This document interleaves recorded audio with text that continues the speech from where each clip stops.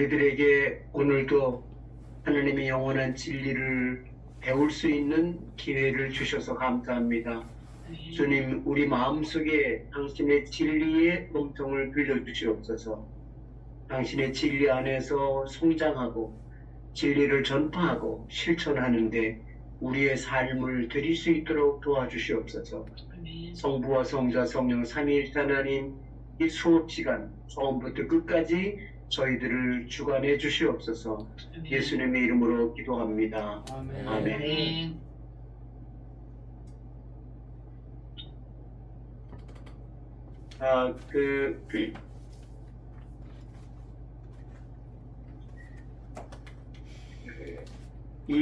오늘 제가 수업 계획서를 나눠드린 거하고 조금 하다가 보니까 달라졌네요. 그래서 여러분들 혹시 혼돈을 느낄까봐 말씀을 드립니다. 여기 있는 수업 계획서에 제가 내드린 거는 어쨌든 다 하도록 그렇게 하겠습니다. 그런데 지금 이 강의가 앞으로 몇 번 남았죠? 오늘이 몇 번? 교수님, 그 계획대로 하시면 될 것 같은데요. 그게 13주였던가요? 아, 13주요? 네네. 그 오늘이- 계획서 내신 거. 오늘 몇 번째?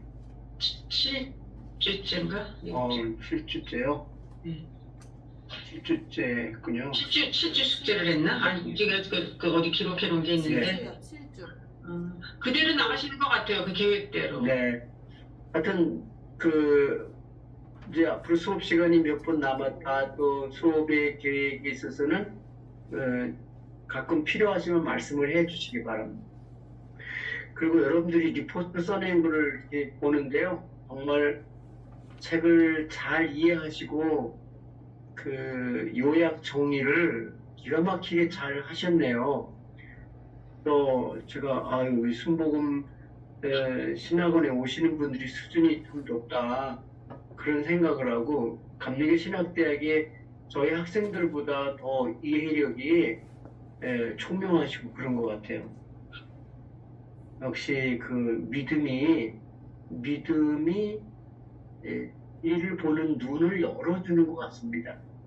안슬님이 그 명제대로 비데스 코런시 인텔렉텀 그런 것들은 믿으면 알게 되는 것 같아요. 그리고 제가 요즘 저희 학교에서 웨슬리 행복론 강의를 하거든요. 그런데 이제 제가 얼마나 더 학교에서 강의할 수 있을지 모르겠어요. 저도 올해 은퇴거든요. 은퇴를 했어요, 이미 지난주에. 근데 제가 평생에 강의하면서 제 책 소개해드렸죠, 웨슬리 행복론.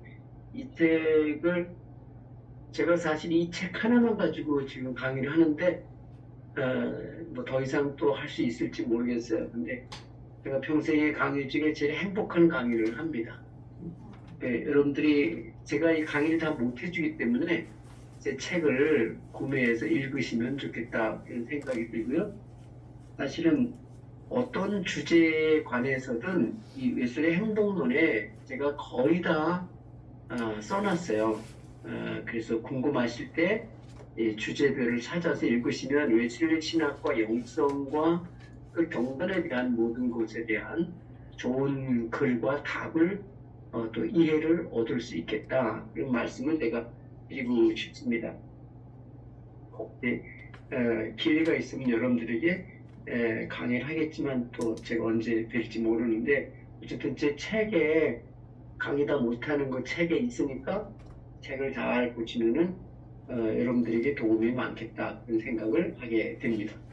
오늘 이 공부할 주제는요, 276쪽에 보시면요, 제목이 만인을 위해 죽으신 예수, 예정론 논쟁 그렇게 돼 있어요.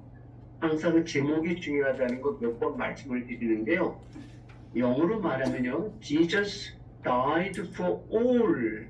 이게 웨슬리 복음주의 신학의 대주제입니다. 제가 요즘 웨슬리 국제대회의 주제 강연을 준비하고 있는데요. 이 주제 강연에서 국제대회에 웨슬리 신학에 대한 주제 강연을 하는데 그런 걸 얘기할까? 근데 아니거든요.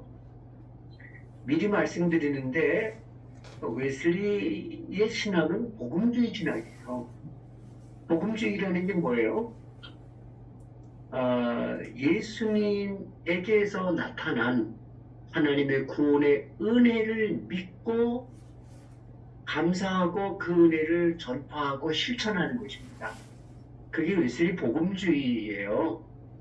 근데 이 복음주의의 본질 중의 본질은요, 예수는 모든 사람을 위해서 오셨고 죽으셨고 피 흘려 죽으셨고 모든 사람을 구원하시고 사랑하시고 그리고 모든 사람을 부르신다.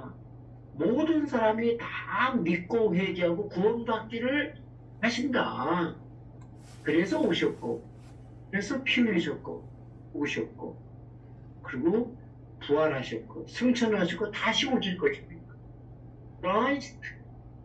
Christ died for all. 이게 모든 사람이 다 구원을 받으면 되고 모든 사람이 구원 받을 수 있고 모든 사람에게 구원의 복음을 전파해야 됩니다. 이게 웨슬리 복음주의 신학의 본질 중에 본질이에요. 그래서 요거를 우리말로 만인 구원 그러잖아요. 웨슬리의 복음주의 신학은 만인 구원의 신학입니다. 만인 구원의 교리를 주제로 다루고 있는 거예요. Salvation for all, Salvation for all, Jesus for all. 그러니까 예수님이 어떤 특별한 소수의 사람, 특정한 사람만을 위해서 피 흘려 죽으신 것이 아니고 모든 사람을. 근데 모든 사람인데 조건이 있어요. 만인 구원에도 조건이 있습니다. 여기 조건은요, 잘 들으세요. 예정론적 조건이 있습니다. 예정론적 조건이 있어요. 예정의 교리가 가리키는 조건이 있어요. 그 조건이 무엇이냐? 믿는 자예요. 믿는 자. 믿음은 회개를 포함하는 믿음입니다. 믿고 회개하는 자는 모두가 다 구원 받을 수 있고요. 믿고 회개하는 자는 하나님께서 모두 다 구원하십니다. 누구든지 예외가 없어요. 감옥에 갇힌 죄인, 사형수라도 아는 사람, 모든 사람에게 버림을 받은 사람일지라도 믿고 회개하면 다 주님이 아무도 버리지 않으시고 구원하세요. 이것이 만인 구원의 복음이요, 교리요, 신학이고요. 웨슬리 복음주의의 본질 중의 본질이에요. Jesus died for all. Jesus shed for all.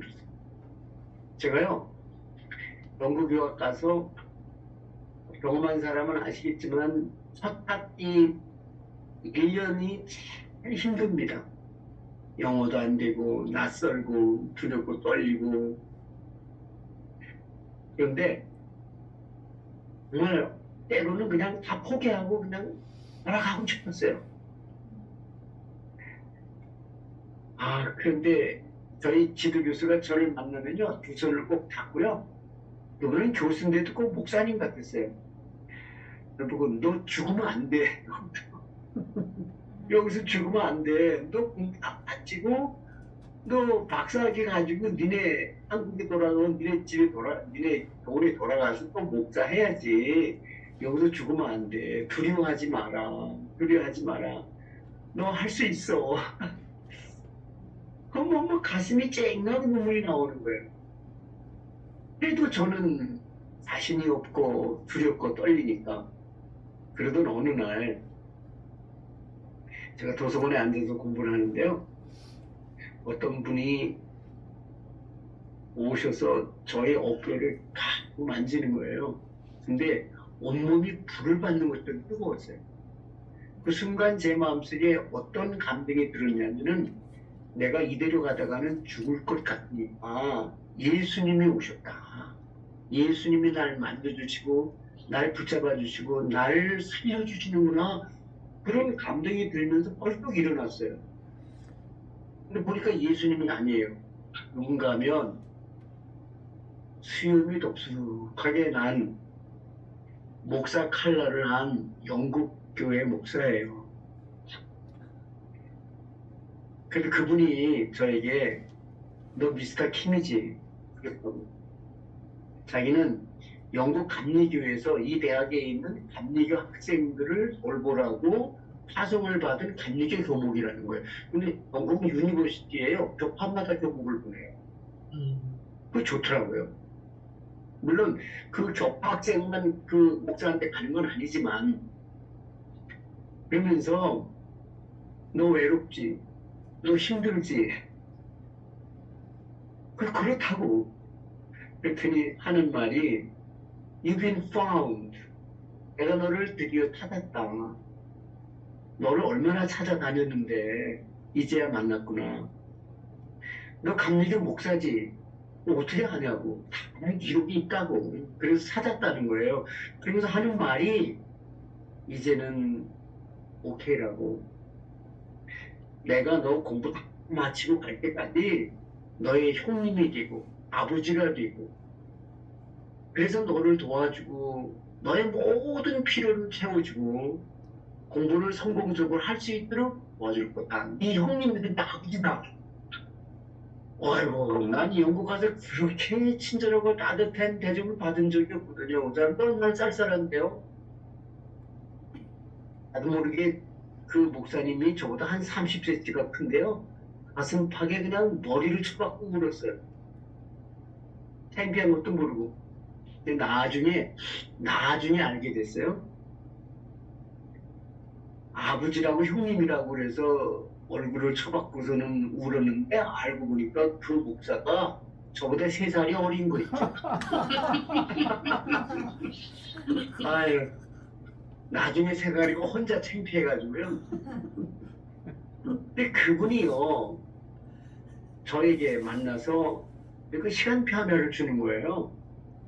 그러니까 그 유니버시티 태플 어느 기도실에서 감리교 학생들을 위한 매일 아침 기도회가 있다. 7시.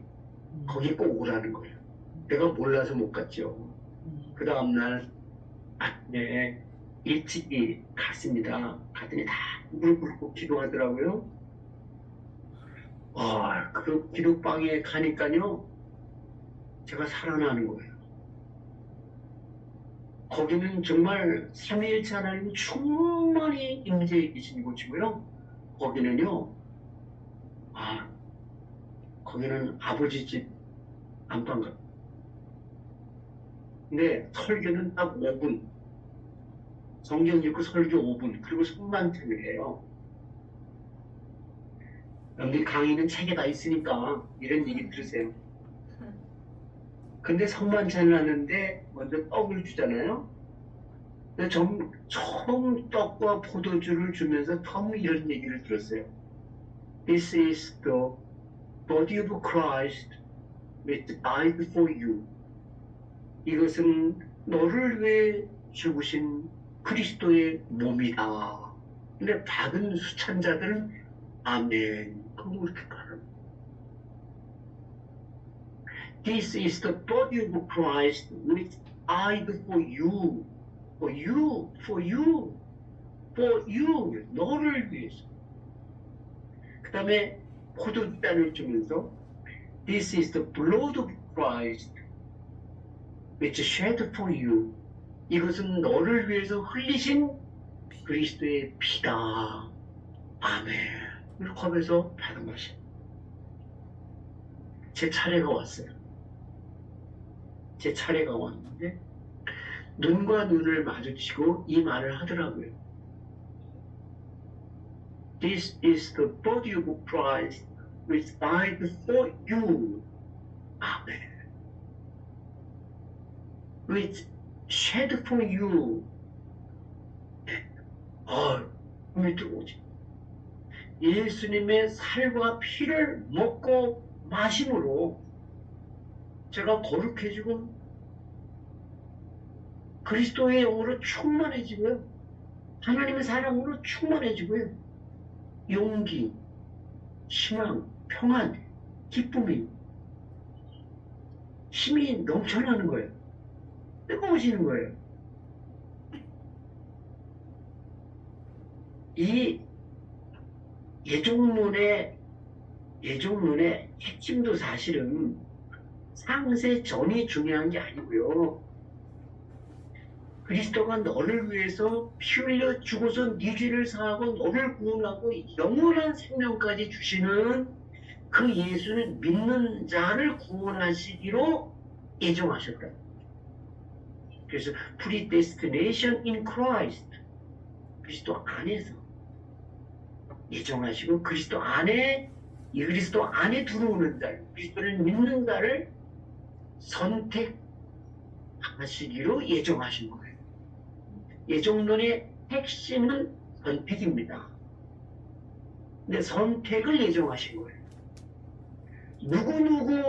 누구누구만 구원하시고 누구누구는 아니다가 아니고 그런 예정이 아니라 그런 선택이 아니라 누구든지 그리스도를 믿으면 구원하신다. 그리스도 안에 들어오는 자는 누구든지 구원하신다 하는 그런 선택론. 이거 그 선택을 예정하셨다는 거죠. 그래서 저는 칼빈파다, 웨슬리파다 이게 아니고요. 과연 성서적 구원론의 핵심이 뭐냐? 첫째, 믿는 자를 구원하신다. 이게 복음주의예요. 복음은 믿고 회개하는 자는 구원을 받으리라. 주 예수를 믿으라. 너와 내 가족이 구원을 얻으리라. 믿고 회개하는 자는 구원을 얻으리라. 이게 복음이에요, 복음. 다음에 두 번째가 인구원이에요. 누구든지예요. 저는 그 전에 제가 목회할 때 교도소를 자주 간 적이 있거든요. 교도소에 가서 교도소에 있는 형제 자매들에게 설교하고요. 특별히 제가 가장 감동적인 시간이 언제였냐면 최고수 형제 자매들에게 설교를 가서 몇 번 했고, 최고수가 뭔지 아세요? 씨 이름이 고수가 아니에요. 최고수, 사형수란 얘기죠. 형수들 앞에서 설교할 때요,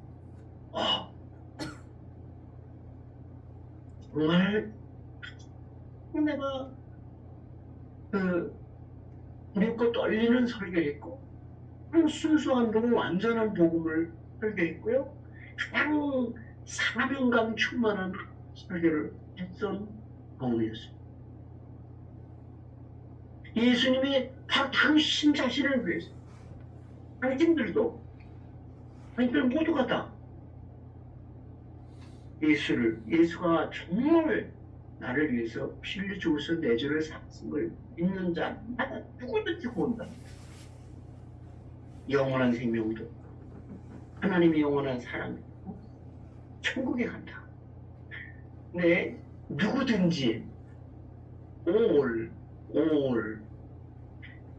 Christ for all, Jesus died for all. 네, 존 웨슬리의 설교와 찰스 웨슬리의 찬송가, 그 찬송시 중에 가장 반복돼서 많이 나오는 용어 중에 하나가 for all, for me, for you, for all 이런 용어예요. 이게 만인구원이에요. 만인구원. 그래서 만인에게, 모든 사람에게 가야 돼요. 복음을 전하라 해야 돼요. 그럼 웨슬리 복음주의는요, 개인을 찾아가서 복음을 전하는 그런 신앙을 강조하는. 대인이 찾아와서 내 설교와 내 복음 전파를 앉아서 기다리는 게 아니에요. 사람들이 있는 곳, 죄인들이 있는 곳, 버림받은 자가 있는 곳, 거리로, 공장 마당으로, 광산으로, 시장터로 찾아가는 거예요. 그 truly evangelical, truly missionary church, the Wesleyan church. 이 만인을 위해서 죽으신 예수, 이 만인 곧 salvation for all, Jesus died for all이라는 거. 이것이 복음이거든. 근데 만약에 이 복음을 부인하거나 이 복음을 경시하거나 이 복음과 다른 복음을 갈라디아서 있는 다른 복음을 전파하면은 이스라엘은 그것을 맞서 싸웠어요. 육적인 싸움이 영적인 싸움을 했어요. 누구든지 구원 받을 수 있고 하나님의 사랑과 십자가에서 부활해서 나타나는 그리스도의 구원의 은혜를 받지 못할 자는 믿지 않는 자뿐이에요. 이 교리 논쟁은 웨슬리와 휘필기의 교리 논쟁은 교회사에서 유명한 것이죠. 선택받은 자만이냐 아니면은 모든 사람을 위한 것이냐, 그 두 가지 다 맞아요. 선택받은 자가 누구예요? 모두가 다 믿으면 선택하시기로 예정된 거예요. 그러니까 그렇게 보면은요, 하나님의 선택이 차별이 없어요. 하나님의 선택의 차별은 조건은 단 한 가지예요. 믿음 가진 자와 믿음이 없는 자, 믿는 자와 믿지 않는 자예요. 웨슬리가 여기서 받아들일 수 없었고 참을 수 없었던 것은요, 창세전 이중예종론이 극단적인 예종론이라고 해요. 창세적 이중예종론. 근데요, 그 성서적인 성경에 나오는 예종을 보면은요, 그 창세전이라는 건 사도 바울이 사용한 용어인데요, 시간 개념입니다. 시간 개념이 아니에요. 시간의 길이 개념이 아니고요, 크로놀로지컬한, 때가 돌아가면서 밝히는 그런 크로놀로지컬한 그런 연대기적 시간도 아니고요, 하나님의 사랑의 넘조의 개념입니다. 은혜의 강조의 개념. 그것은 어떻게 보면요, 이것은 하나님의 하나님의 사랑에서 아무도 끊어질 자가 없고 끊을 자가 없다. 하나님의 은혜, 이 복음의 은혜는 너무 강력해서 복음의 은혜를 믿는 자는 절대로 하나님의 사랑에서 은혜에서 떨어질 수가 없다. 복음의 은혜는 영원토록 능력이 있고 누구든지 구원하는 능력이 있다. 언제라도, 아무 때라도, 어디서라도, 누구라도 하나님의 은혜로 구원받을 수 있다. 그런 강조의 개념이다. 네, 우리나라에 들어온 장로교와 칼리 같이 들었는데요, 처음에 들어와서는요, 앞에서는 언도도 굉장히 친했어요. 성서 번역도 찬송가도 같이 하고요, 방송도 같이 하고요. 사실은 연세대학교는 언도드가 세웠지만요, 감리교 같이 했습니다. 세브란스도 알리기 시작했어요. 그러나 선교사들은 장로교, 감리교 선교사 같이 했어요. 그리고 연세대학교나 세브란스 같은 건요, 감리교인이 이사장하고 총장하고 같이 하고요. 에큐메니카. 교리를 넘어선 교회 일치 협력 연합으로 전도하고 선교하고 복음 사업을 한 거예요. 이 신학이 복음으로 연합하는 걸 방해하지 않았거든요. 네. 나중에 필요 없는 신학 논쟁을 많이 했어요. 여러분, 장로교 총선교사인 언더우드가 얼마나 웨슬리안적이었는지 아세요? 동양에 있는 장로교 선교사들이 마하페 선교사를 중심해서 평양에 있는 장로교 선교가 꽤 스톡했어요. 서울에 있는 장로교 선교부보다. 그래서 시기 질투도 많았고요. 방해도 많았고요. 또 많았습니다. 서로. 많았고요. 근데 찰스 알렌을 비롯해서 마하펫을 비롯해서 장로교의 정통주의 선교사들이 가만히 보니까 이 언더우드는요. 이게 거의 웨슬리안이거든요. 그래서 알렌이 뭐라고 비난했냐면요. 언더우드고 You are a ruling Methodist in the Presbyterian Mission Field. 는 장로교 선거 안에 있는 오래오래 소리 지르는 메토디스트다. 넌 장로교인이 아니야, 넌 나가라. 미국 장교 선교, 북장로교 선교부에다가 이 사람 솔직히라고 아주 소환하라고 편지가 언더우드가 마음이 상해서 본부에다가, 미국 본부에다가 편지했어요. 나 단미교를 보내달라. 나 여기서 일 못하겠다. 근데 그 누가 말렸느냐? 펜슬러가 말렸어요. 너는 장로교에서 일하고 난 감리교에서 일했어. 제가 사실은 언더우드가 미국 선교사들하고 참 친하게 협력을 잘하고요. 모든 걸 그렇게 했어요. 펜슬러, 감리교에서인가 뭐 그것도 없고요. 때문에 정말 이 한국 땅에서요. 교리를 초월해서요. 일치하고 협력하고 연합하고요. 참 잘했어요. 아름다운 조화를 이뤘죠. 이게요, 다른 나라 선교지에서는 있기 어려웠던 일 우리나라에서 일어났는데 이상하게 신학교 교수나 신학자들이 이게 웨슬리안하고 칼비니스트하고 신학적으로 그냥 완전 떨어뜨리는 거예요. 그럴 필요가 없는 거거든요. 민주의자나 웨슬리안이나 다 복음을 강조하고 복음을 주장하고 복음을 믿고 복음을 전파하는 거예요. 똑같아요. 질문이 있는데요, 목사님. 네. 지금은 저희가 감리교나 장로교나 뭐 차이를 하나도 못 느끼거든요. 그렇죠. 근데 그 당시에는 어떻게 그렇게 웨슬리안이라고 얘기할 정도의 어떤 차별을 갖고 있었어요? 그리고 언더우드 이후에 네. 들어오는 장로교 선교사들 중에요. 그런 극단적인 그 장로교의 칼비니즘 예정론, 칼비니즘에 있는 예정론을 그대로 믿는 자만이 정통주의예요. 정통신앙이다. 그렇게 강조하고 그렇게 주장했던 그런 결국은 그 선교사. 웨슬리 때와 마찬가지로 네. 예정론을 갖고선 싸우는 거예요.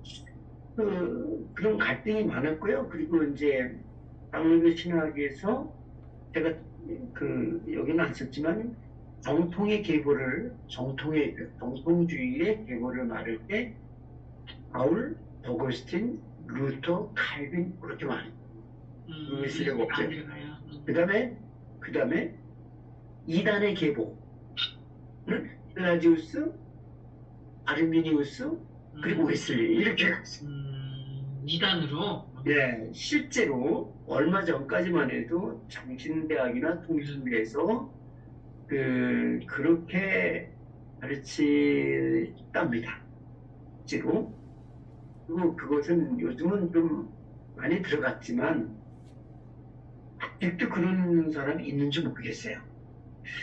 저는 제가 이거 웨슬리 이 생애를 보면서 네. 우리나라 장로교가 결국은 지금의 기독교 행태를 만든 게 아닌가 하는 그런 생각을 하거든요. 차라리 이렇게 실천신학이 같이 했다면 우리 기독교가 개독교가 되지 않았겠다 하는 생각이 제가 들어요. 그리고 제가 물었잖아요. 제가 외국도 이렇게 기독교가 개독교 같이 비판을 받느니까 아니라고 그러더라고요. 아니죠. 장로교가 주류인 나라가 우리나라 뿐이라고. 그렇죠. 그런데 보세요. 결론은 지금 이렇게 우리가 개독교라는 말을 듣고 있는 상태잖아요. 근데 내가 장로교가 책임져야 되는 거 아니냐. 그것이 뭐 장로교나 뭐 예정론 신학에 다 책임을 질 수는 없는 거지만요. 이렇게 2000년 교회사에 다른 면으로 추락을 하거나 부패하거나 그런 적은 많았죠. 중세기 카톨릭이 다 부패했었고요. 다는 아니지만요. 그 시대마다 그런 기독교 신앙의 타락이나 부패나 빗나간 일은 많이 있었죠. 그런데 현대 와서는 세계 각 나라의 교회를 볼 때 한국 교회 안에 들어온 이 물질주의, 인간적 성공주의, 이것은 좀 특이한 것 같아요.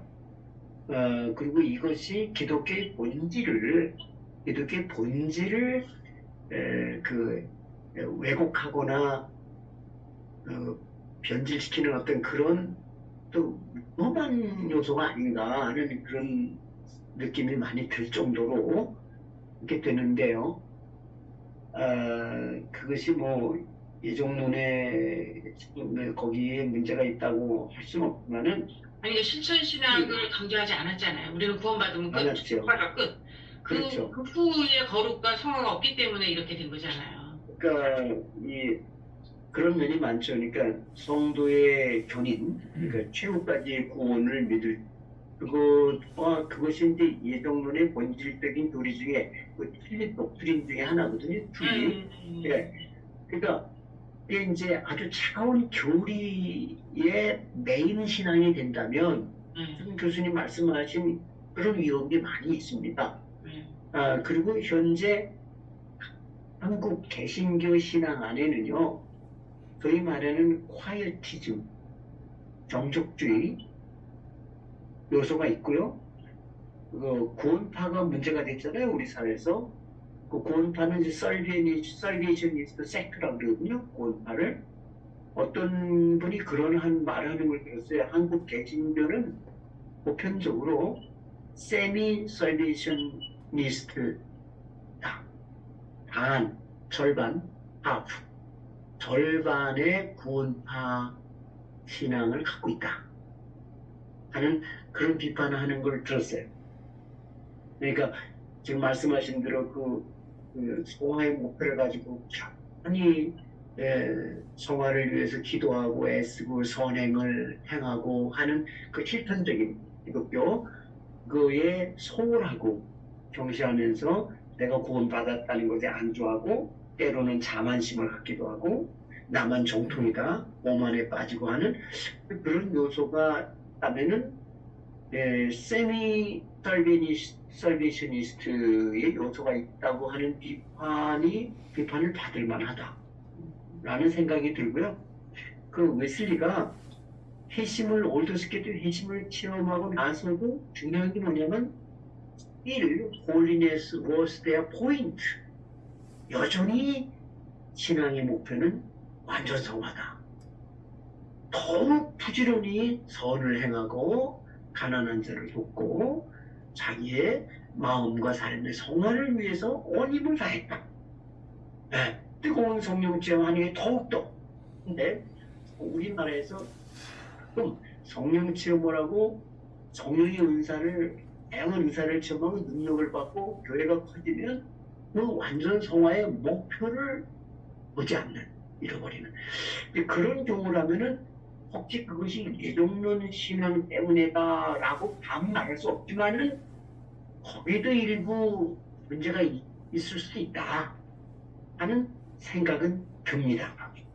근데 국가적으로 뭐 교회사를 보면요, 특별히 저 대만 같은 데 가면요, 중국 계통의 그 개신교를 보면요, 사회의 부자나 특권층 중에 장로교인이 많습니다. 근데 감리교인은 보통 사람들이에요. 가난한 사람들이 많아요. 우리나라도 그렇죠. 우리나라. 그런 건 아니지만 물론 우리나라에도 옛날에 윤치호 씨 가문이 있고 그 가문이 초대교회 난감리교회 교인이거든요. 이승만, 이기복 이분들 다 감리교인이었어요. 그렇긴 하지만 교회 보편적으로 감리교 선교는 가난한 보통 사람들이 더 많았고요. 장로교는 부자들이 많았어요. 가난한 사람이 장로교인 됐는데 부자가 되는 경우도 많았습니다. 왜? 예종론의 선택론의 그 교리가 그렇게 만들기도 했다고 그래요. 하나님이 영광을 드러내도록 내가 선택을 받아. 그래서 난 열심히 일해 돈 많이 벌어서 선을 많이 행하고 하나님 일을 많이 하면은 내가 선택받은 나는 신앙이 더 강화된다. 해진다. 그래서 이거는 이제 예종론의 실천적 예종론이라고 그러는데요. 사실은 이 예종론의 본질은 어디 있냐면 또 한 가지는요. 본의 확신론입니다. 잘 들으세요. 예종론이 왜 필요했나? 저는 이것을 아주 쉽게 해석하면 이렇게 해석합니다. 절망은 없다. 절망은 없다. 때로 하나님 날 버리지 않으신다. 아니지. 영원토록 하나님이 날 버리지 않으신다. 왜? 하나님 날 만인 중에 선택하셨고요. 하나님은 창세전에 예정하셨어. 난 절대로 지옥 못 가. 망하지 않아. 세상이 다 나를 짓밟아도 하나님 날 버리지 않으신다. 왜? 하나님이 많은 중에 나쁜 죄인을 선택하셨어. 네. 그래서 하나님의 창세전에 예정하셨어. 뭐 어떻게 그렇게 믿어도 돼요. 뭐 이것이 잘못된 교리가 돼서 구원 못 받고 그 잘못된 신앙이라고 단적으로 비판할 이유는 없다. 그러나 그것 때문에 남을 차별하고 남을 무시하고 나만 구원받을 사람 교만해. 그렇게 되면 문제지만 그렇지 않다면은 창세전에 영원 전부터 나를 하나님이 아셨고 선택하시고 구원하셨다고 믿어서 구원의 확신을 가지고 하나님의 자녀로 살면 좋죠 뭐.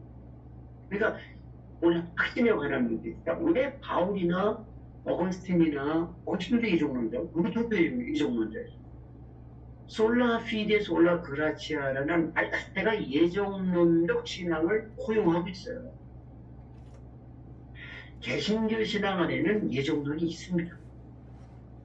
예정에 대한 선택에 대한 신앙이 강해요. 하나님이 만인 중에 나를 선택하셨어요. 감사한 거예요. 그래서 하이델베르그 신앙 고백에 제 3부가 있어요. 그 3부의 주제가 뭔지 아세요? Thanksgiving, 감사. 크리스천 라이프는 뭐냐? 감사예요. 감사. 만인 중에서 나를 선택하셨고 구해주셨어요. 감사한 거예요. 이것들로 감사해요. 감사해서 은혜에 보답해야 돼요. 하나님께 감사의 표시로 영광을 돌려야 돼요. 그래서 이 종로는 확신의 교리고요. 성령의 교리예요. 감사의 교리예요. 나를 선택해준. 왜 다른 사람 아니고 나보다 성품 좋고 나보다 머리 좋고 나보다 잘나고 나보다 인격도 좋은 많이 배우고 그 사람들 아니고 왜 나를? I don't know. You don't know. God knows. Only God knows.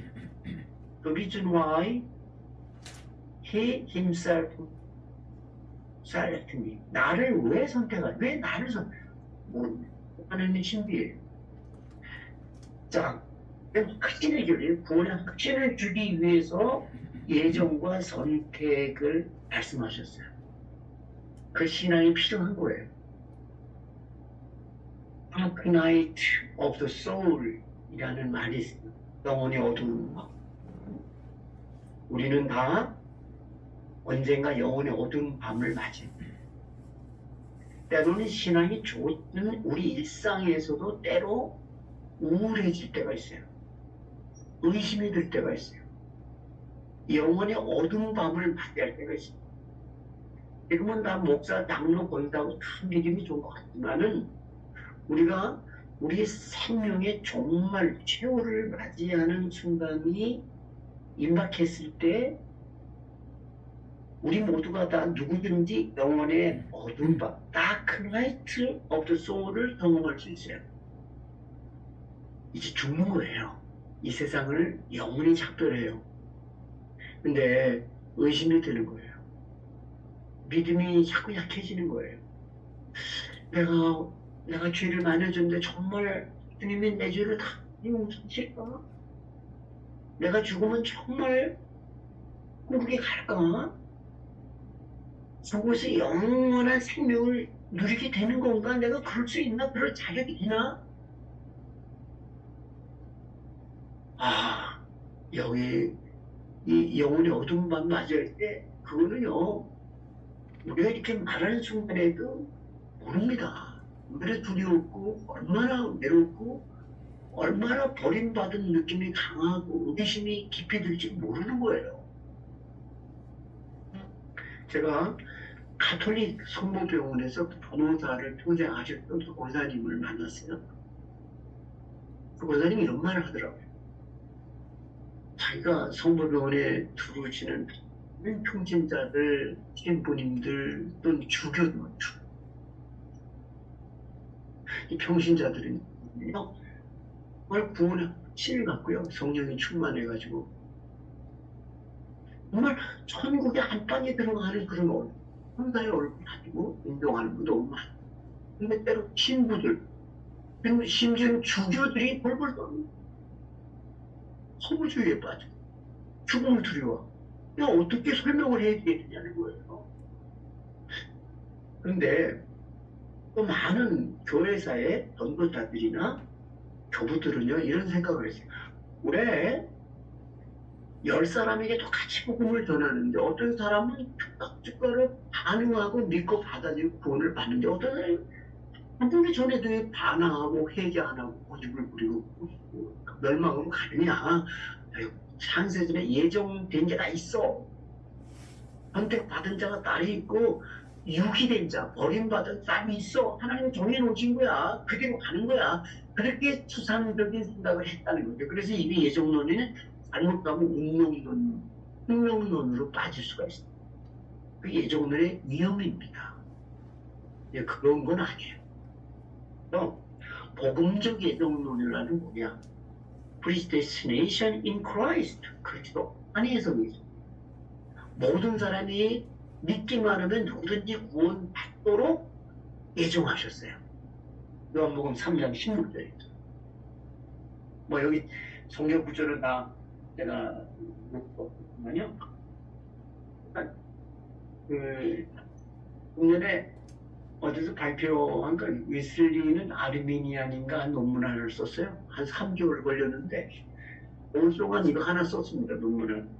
예정론에 관해서 여러분들이 이걸 언제 제공할 수 있는 시간이 될지 모르겠어요. 사실은 지금 제가 이거 강의하는데 그 웨슬리 생애 이거 아주 시켜드리는 거거든요. 이 강의는.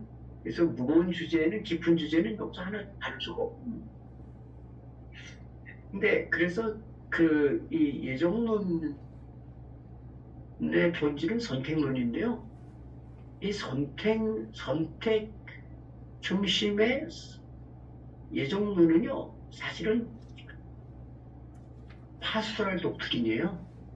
목양적 교리입니다. 저도 목회를 평생 했지만요, 믿음이 없는 사람이 임종을 맞이할 때요, 그 교인이 구원의 확신을 갖고 천국에 들어가도록 도와주는 게 목사의 사명이에요. 사도 바울이나 어거스틴이나 루터나 칼빈이나 웨슬리나 누구나 신자가 특별히 믿음이 약한 신자가 영혼의 어두운 밤을 기대하고 불안하고 방황하고 죽음을 맞이해서 두려울 때 그때 웨슬리나 누구나 해줄 수 있게 해줘야 하는 말이 뭐예요? 하나님이 당신을 구원하신다, 사랑하신다, 버리지 않으신다, 믿음을 가져라. 당신은 지금 예수를 믿던 죄사함 받고 천국이야. 이 믿음을 갖고 기도해주고 찬송을 불러주고 꿈을 전이고 붙들어 주는 거죠. 근데 이 구원의 확신을 영원의 어두운 밤 임종을 맞이하는 죽음을 대하는 신자가 약할 때에 그때 가장 강한 신앙을 넣어줘야 되는데 그 강한 신앙을 넣어주는 교리가 예정론이에요. 그래서 웨슬리도 예정을 믿었잖아요. 그리스도 안이 예정이고 합리적 예정이에요. 이 섭리적 예정이라는 것은요, 사실은 내가 알지 못하는 사이에 알지 못하는 방법으로 내가 다 이성으로 이해할 수 없는 그런 가운데 하나님이 나를 선택하시고 돌보시고 지키시고 천국의 일들을 돌봐주고 지켜주신다는 거거든요. 하나님이 나를 성복음 신학교까지 올 수 있도록 섭리하셨어요. 내가 이 세상에 죄가 많은데 죄악에 그러는 멸망에 그러는 게 많은데 거기 빠지지 않고 오늘까지 하나님을 믿고 섬기고 살아오도록 하나님이 지켜주셨어요. 왜 그럼 그렇게 하셨느냐? 창세 전에 영원 전에 선택하셨고 내가 나기도 전에 선택하셨고 인정하셨다. 그건 고백적 신앙입니다. 시간 개념에 대한 합리적인 계산이 아니에요. 그냥 고백적. 고백적이라는 말은 신비적이다. 신비하다. 내가 예수님 믿어 구원받고 하나님의 자 천국에 가는 것은 신비입니다. 솔라 피데 솔라 그라치아라는 말 자체가 고백적이고 신비적이라는 그런 신앙 자체를 말하는 거예요. 우리 이성으로 포착하고 이해되는 게 아니에요. 그거는. 그래서 파스토럴 독트린, 목양적결이고요. 목양에서 구원의 확신이 없는 자에게 영혼이 어두운 밤에서 불안하고 방황하는 자에게 의심하는 자에게 구원의 확신을 준 목양적결이고 그리고 하나님이 나를 선택하시고 영원전부터 나를 아시고 선택하시고 나를 사랑하시고 구원하신다는 그런 고백적 신앙의 표현입니다. 그런데 이것이 어떤 운명론이나 숙명론으로 빠져서는 안 되고 그런 의미가 아니에요. 그래서 예정론에서 가장 문제가 되는 문제 중에 문제가 뭐냐? 신학적인 문제, 교리적인 문제, 영적인 문제, 가장 심각한 오해와 문제의 소지가 어디 있냐면 유기론이에요. 유기론. 선택받았다는 것은 신앙이고 하나님의 선택은 분명히 내가 믿는 신앙 고백이에요. 그런데 유기라는 건 어떻게 설명해야 되냐면 취직기도 전에 무슨 이유로 누구는 선택하고 무슨 이유로 누구는 유기 버렸는데 말이죠. 그 유기론은 그것이 뭐 다른 어떤 용어로 설명하고 어떤 그 수사를 가지고 설명하더라도 그건 하나님의 사랑이나 정의나 공평에 빗대어서 받아들일 수 없는 것이다. 는 그런 생각이 드는데 그러나 또 예정론자들에게서는 이런 얘기를 해요. 그것도 하나님의 생각인데 하나님의 뜻과 하나님의 그 구원의 모든 계획이 인간의 이성이 맞아야 되느냐 맞지 않는 것일 수 있다. 그러니까 인간의 이성과 인간의 상식으로 이해되고 수용이 되는 것만 그건 신앙이고 그건 아니다. 그렇게 말하면 하나님께 대한 그런 불순종이고 반항이라는 거지. 그렇게 설명을 하는 거죠. 그런데 제가 이 논문에서 강조한 게 있습니다. 는요, 전태문은 고백적이에요. 신앙 고백적인 거예요. 구원의 확신에 관한 거예요. 그러나 성경은요, 두 가지를 다 말하고 있어요. 선택론에 관한 그런 성경 구절도 있고요. 또 하나님의 무조건적 선택도 있고요. 또 우리가 자유의지를 갖고 믿고 그래서 구원받는 그런 것을 가리키는 말씀도 있고요. 그래서 이 두 가지가 다 성서적이라고 볼 수도 있고 우리가 이성으로 다 이해할 수 없어요. 그래서 찰스 시몬이라는 존 스타트라는 분도 그런 얘기를 하셨고요. 찰스 시몬이라는 영국의 신학자인데요. 그분이 이런 말을 했어요. 우리가 기도할 때는 헬비니스트, 복음주의자가 되고 설교할 때는 웨슬리안이 돼. 아르메니안이든 웨슬리안이 돼. 왜? 장로교 목사라고 설교할 때 뭐라고 설교해요? 여러분 복음을 믿어야 됩니다. 믿어야 구원 받습니다. 그러죠? 여기 중에 이 중에 여러분 중에 창세전에 창세전에 하나님이 구원하시기로 이미 선택하시고 예정된 자들은 구원을 받을 것입니다. 그런 분들 나오시오. 그런 분은 천국 그렇게 말 안 해. 설교나 복음 전도적 상황에서는 다 웨슬리안이고 아르미니안이에요. 그렇게 장로교 목사도 그렇게 설교해요. 감리교 목사도 심지어는 가톨릭 신부도 그렇게 설교해요. 그게 복음주의, 복음이에요. 그러나 기도할 때는 나하고 하나님과 은둘이 관계고 그럴 때는 페미니스트, 예정론자, 선택론자처럼 하나님은 나를 선택하셨어. 영원전에 영원까지 나를 버리지 않으셨어. 그래서 갈빈주의적 선택론, 선택의 신앙을 갖게 되는 거예요. 고백적인 거예요.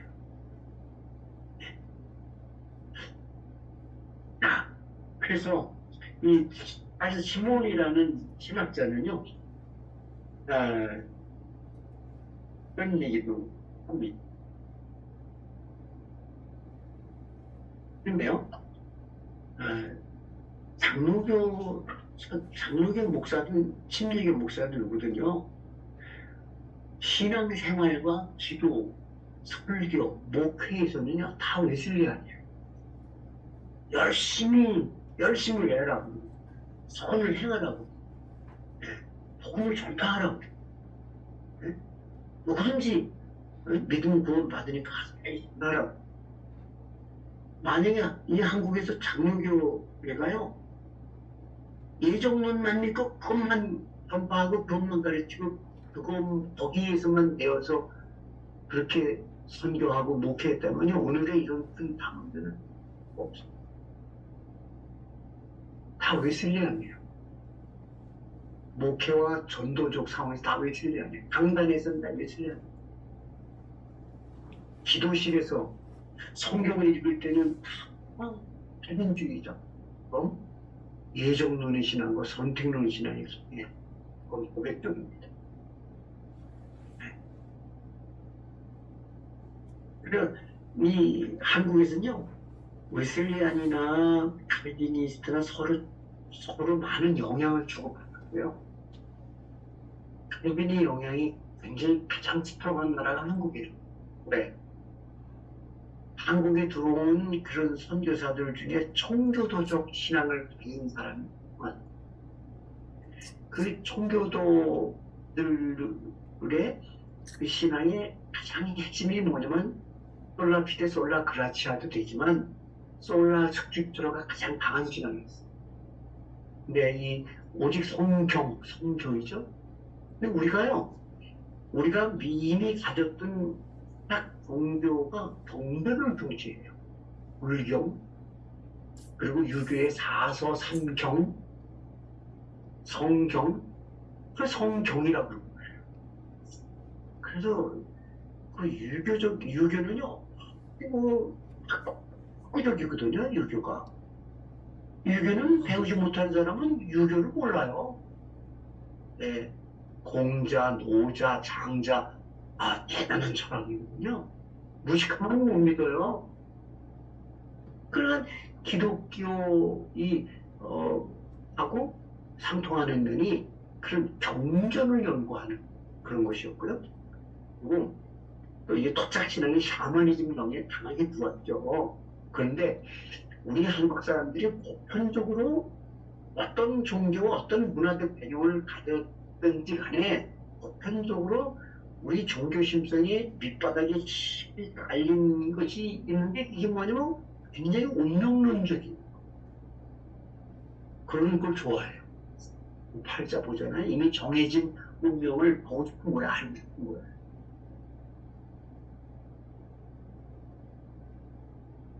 근데 그거하고요, 장로교의 예정론하고 다 다른 답이었어요. 아주 매칭이 됐어, 매칭. 그래서 그런 면에서 제가 드린 이런 면에서 그리고 그 장로교 갖고 이종론 중심으로 발전된 그런 하나님의 주권에 대한 신앙이 강하잖아요. 이종론도 모든 구원에서 하나님의 그 주권을 강조하는 그런 하나님의 영광을 강조하는 신앙입니다. 그래서 여기 있는 신앙은 영광의 신앙. 오직 하나님께 영광을 돌리는 그 영광을 돌리기 위해서 먹고 자고 일하고 돈 벌고 일을 하고 그런 영광의 신앙. 이게 강해요. 근데 한국인의 심성에 그런 게 있어요. 어떤 권리, 네? 그런 거에 그 복종하는, 그런 거에 그 순복하고 충성하는 그런 뭐가 있거든요. 서양 사람하고 조금 다른 게 있어요. 그래서 이런 그 극단적인 이런 이동론 같은 거는요, 다른 나라에서는 참 지켜보기가 어려운 것입니다.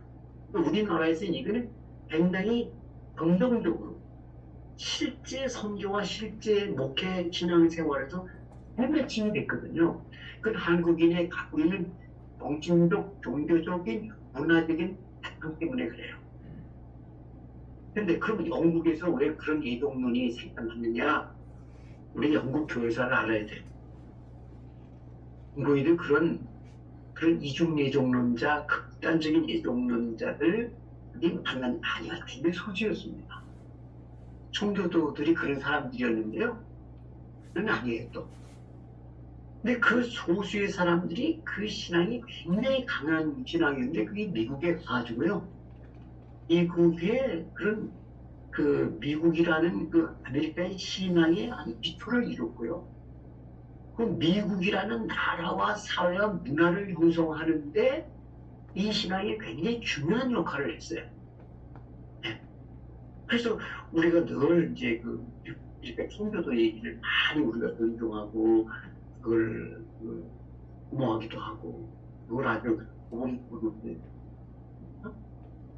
그래서 우리나라에 그 총교도 아펜셀로도 총교도 지나가는 그 어머니도 총교도였거든요. 그러니까 총교도 신앙이 강하게 들어와가지고 이종론이 강하게 뿌리를 내린 거예요. 그러니까 이걸 굉장히 우리나라의 역사적, 문화적, 종교적인 어떤 그런 바탕과 굉장히 중요한 그런 상관관계가 관계 속에서 이종론이 우리나라에 이렇게 공평이 됐다 하는 것을 말했습니다. 그래,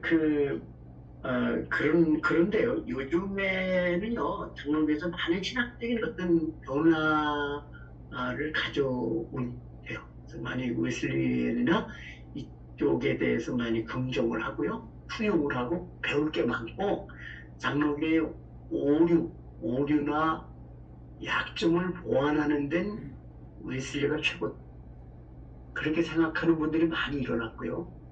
그리고 장로교의 그 신학자들 중에 미국에 가서 감리교 신학교에서 박사 공부한 사람이 그렇게 많아요. 아주 많습니다. 그런 데 가서 그 웨슬리안 그 복음주의 신학에 영향을 많이 받거든. 웨슬리 이안들도 굉장히 정도적 복음적 정도적 정통 신앙이라고 하는 것을 이렇게 거기에 대한 그 공감을 갖고 이해를 가진 그런 신학자들이 장로교의 다양한 교파에 많이 일어났다.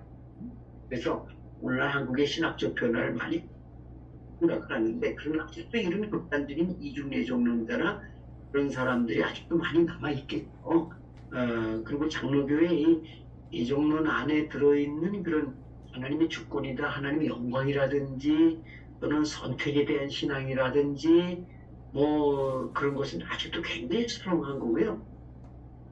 대학교 가면은 그 정문에 들어가면서요, 그 정문에 솔리 글로리아 데이 그렇게 새겨져 있더라. 오직 하나님께 영광.